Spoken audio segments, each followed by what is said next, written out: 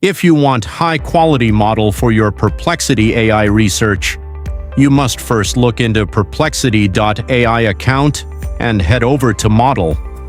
You have here is Sonar AI as it accesses the latest models from OpenAI with cloud also integration that helps you conduct really very accurate market research.